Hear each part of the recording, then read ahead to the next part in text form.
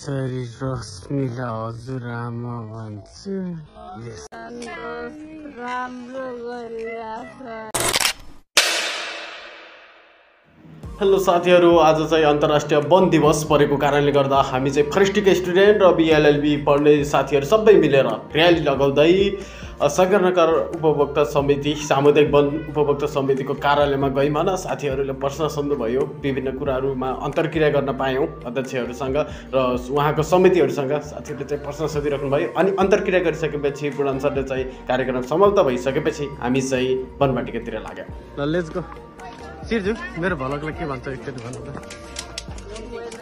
राम्रो गरिरहेछ हैन, राम्रो गरिरहेछ हैन।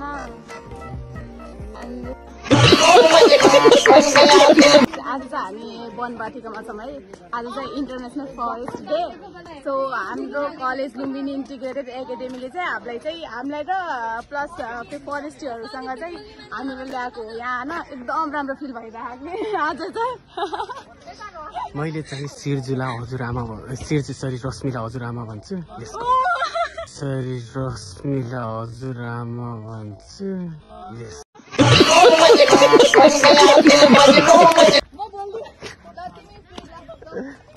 उहाँ चाहिँ नबोल्ने रे। ल भन त अरू के भन्दै थियो? आफू मतलब बोल्ने मान्छेलाई मात्र देखाउनु पर्छ नि होइन। आफू पनि देखिरहेछ अगाडिपट्टि टल्केर। मलाई चाहिँ कति चित्त नबुझ्नु बिना अनि त्यही मलाई चाहिँ कति चित्त नबुझ्नु बिना। दिवाली मैले सन्दीपलाई भनेको उसलाई चाहिँ चित्त दुखाएर मैथिम ल्याउन आयो फोन अनि अहिले चाहिँ मलाई मात्र म चित्त दुखाउँदैन जस्तो ठिक मान्छे होइन नि। यस्तो के साथीहरू, बहिनीले जे भने नि हुन्छ के।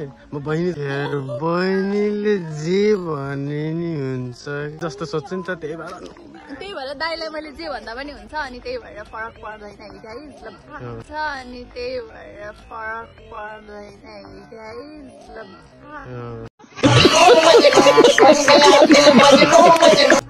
अब चाहिँ हामी अनि त्यसपछि हामी चाहिँ निस्क्यौँ, वन भिजिट गऱ्यौँ। वनका रुखहरू के कस्तो छ भनेर त्यहाँको शङ्करनगर सामुदायिक वनको बारेमा हल्किस बुझ्न पायौँ। हामी चाहिँ ठ्याक्कै वनवाटिकामा छौँ, विभिन्न दृश्यहरू देखाइरहेका छौँ। तपाईँलाई कस्तो लाग्छ? हामी धेरै नै करिब हामी 55 जनाको टिमहरू आएको छ भिजिट वर्किङका लागि। त्यसपछि हामी चाहिँ भिडियो बनाउन फेरि पुरानो सरसँग हामी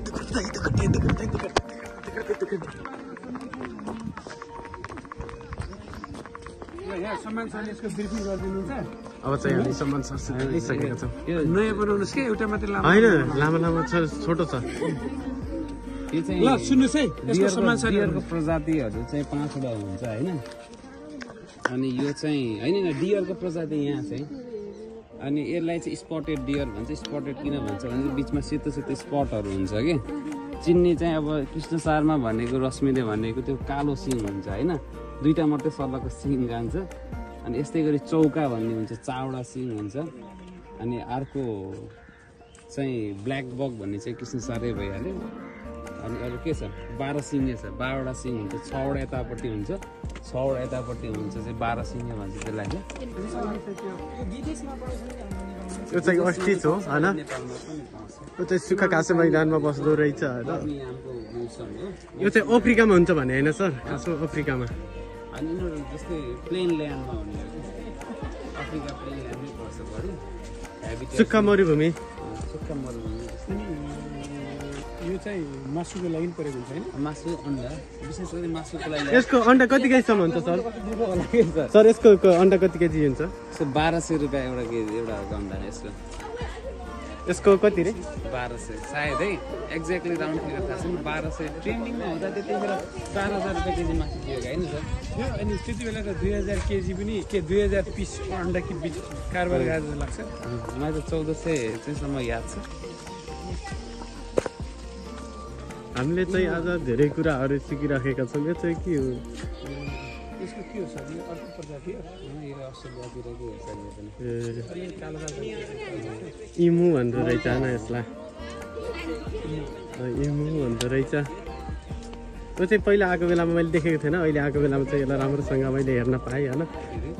पहिला आएको बेलामा हेरेको थिएन कि यो चाहिँ गाईको प्रजाति होला पक्कै पनि। नीलगाई हो यो, नीलगाई रहेछ। अब चाहिँ भिजिट गरेर सकियो, हामी चाहिँ अब कम ब्याक।